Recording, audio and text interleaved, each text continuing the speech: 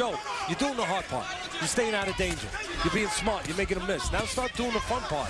Start punching the crap out of him. Right now, I mean, Chambers is missing the boat by not moving his hands right now. He calls himself Fast Eddie. Will prove it. Move those hands. Double jab that time. Peter tries to get to the inside. Flicker right back at him from Chambers. There's so much more Chambers could be doing. I don't know if there's much more Peter can be doing at this weight. I really don't. But there's a lot more Chambers could be doing. He's not doing it right now. And he might regret it. He might regret it. He had regrets in his last fight against Alexander Povetkin, where he was moving well in the early goings and then gave way and just turned it off. There's a double jab as he switches southpaw for a moment. Well, that tells me 3 right hands. See, what's that tell you when you see that? Tells me that he's confident. He's very confident. Yeah, he's comfortable really that he can pull it off. He's feeling it. But move those hands more.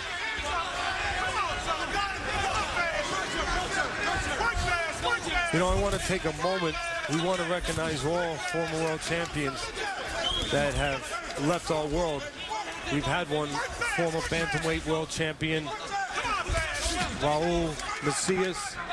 He died at 74 years of age. He was a bantamweight champ, terrific fighter. We'd like to, of course, recognize him and pass the condolences and thoughts on to his family.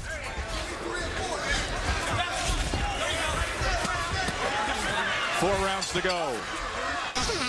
BK, what's going on? Did Billy Gillespie make friends with a boxing promoter and didn't sign his contract? That sounds like something that happens in this sport.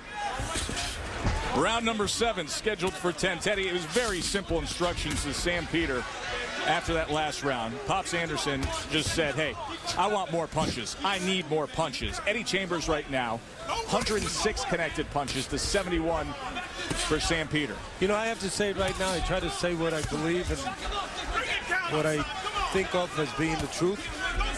Pop Anderson, a nice man. He's brought Samuel Peter to a heavyweight title for, even though he didn't keep it for long, but he brought him, how many people do that, to a heavyweight title? But Andy Pop Anderson needed to tell Peter to move his hands more in training.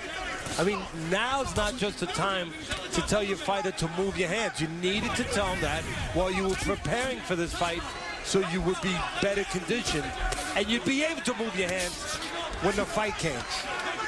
And I don't know if he can move his hands right now. Again, at the heaviest weight of his career.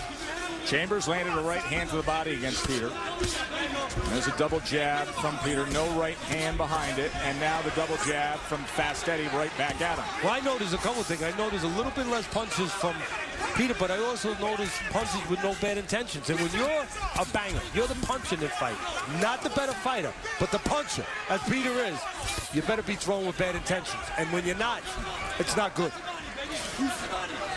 And again, I don't see enough coming back from Chambers. Chambers doing a good job defensively, not offensively enough. Not making them pay enough. Let him go, let him go.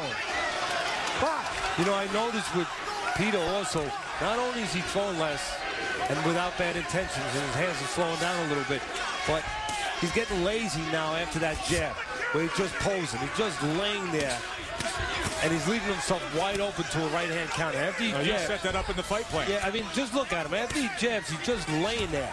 No head movement at all. I'm looking for Chambers to do that. Pull back a little bit, make that jab fall short, and come right back with a right hand. It's going to be right there on Peter's chin. Moments ago, a big sigh from Sam Peter. Again, I think the opening's there for the right hand. Every time Peter throws, he drops that left hand, no head movement. All Chambers has to do is come back with the right hand. I don't think he can miss. Let him go, let him go. Don't hold.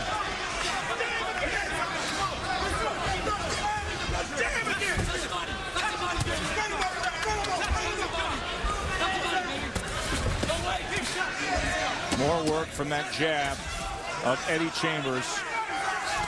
Somewhat innocuous, but he's the one doing it. And there's the double jab right hand from Chambers to close out this round as Peter tries to chase him down. And let's listen in to the corner of Sam Peter with just 3 rounds to go. Okay, Samuel, listen, we got to take these last 3 rounds. Huh? We got to take these last 3 rounds. Gotta let it all hang He's on his flat feet. He's not moving like he used to move. So let's take it to him, babe. He's on his flat feet now. He's not moving like he used to. Mouthpiece, mouthpiece. The guy is tired. Dr. Rosetta Gary's Come here. Come here. Come here.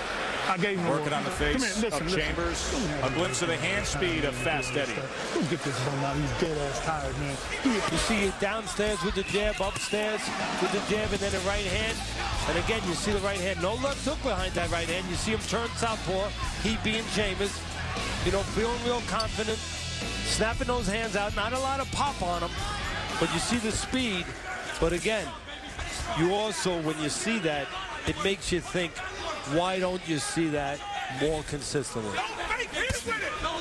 The American heavyweight hopeful Eddie Chambers had a 23-15 connect advantage in the 7th. Those 23 connects, the high total of a single round for Chambers tonight.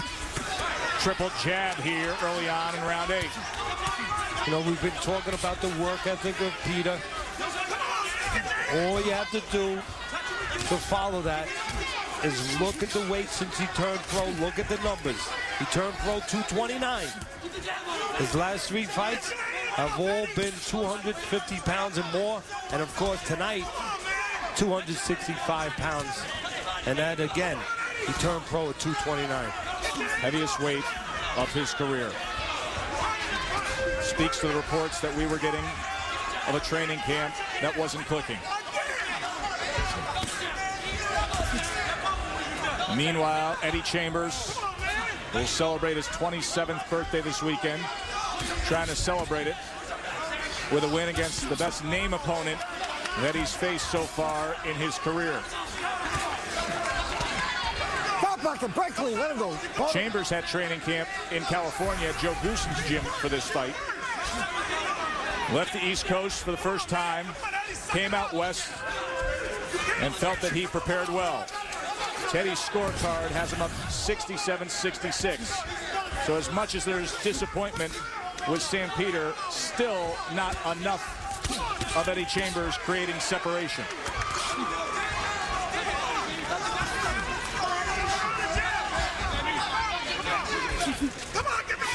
See, I don't like what I've been seeing here with Chambers. Again, you know, smartness, pretty good technically, you know, staying out of harm's way for the most part. But really, he's allowing Peter to stay in this fight. He could do so much more. Peter's mouth's wide open. Yeah. He's slowed down, and Chambers is allowing him to hang around. I mean, he's allowing them rounds to be close. Now he separates himself a little bit, but that last round, I gave it to Peter just because Chamber did not do the things that he needed to do or could have done.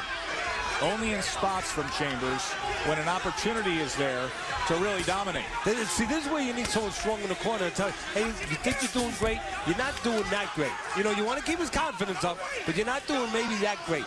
Do a little bit more. Don't get too full of yourself. And right now, Chambers is acting as though the fight's in the bag already, and it's not in the bag yet. He might be blowing this round. 6 minutes to go. Which way will it go? Stay with us. More to come.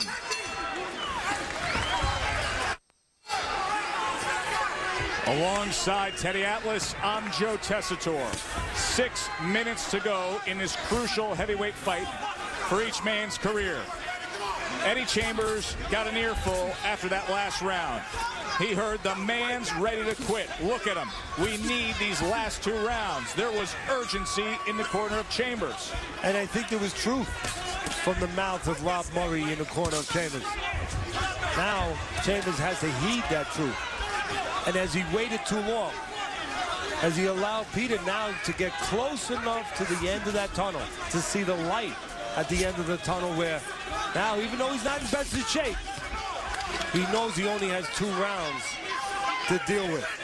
He has a version of Sam Peter in front of him tonight that he could be doing wonders against. Instead, it's a close fight on Teddy Atlas's scorecard, 77-75. Chambers has not thrown more than 48 punches in any one round. He needs to just let those hands go. Meanwhile, opportunity's still there for Sam Peter. Of course, with his power, he always has a chance, but he's got a chance on the scorecards as well. Chambers has been cut a couple times over his left eye. He's not cut over there, but I see some swelling and some redness over the left eye and under the left eye. And some bleeding from the mouth of Peter. Again, that right hand is there for Chambers. He should let it go, especially after that jab of Peter. After that jab of Peter, Peter lays right there waiting to eat a right hand. Right hand to the body from Peter. Double jab right back at it from Fast Eddie. Able to block, parry that right hand away was Chambers. You know, the good and the bad news, I talked about this earlier about Chambers landing that jab, is that the good news, he can land it. It's fast. It works. The bad news, you don't see it enough. And if he can land the jab, what does that mean, Joe? It means the right hand can be right behind it. Like there it is right there, and Teddy. It should be right behind it. It's there all night. No wonder I don't train fight.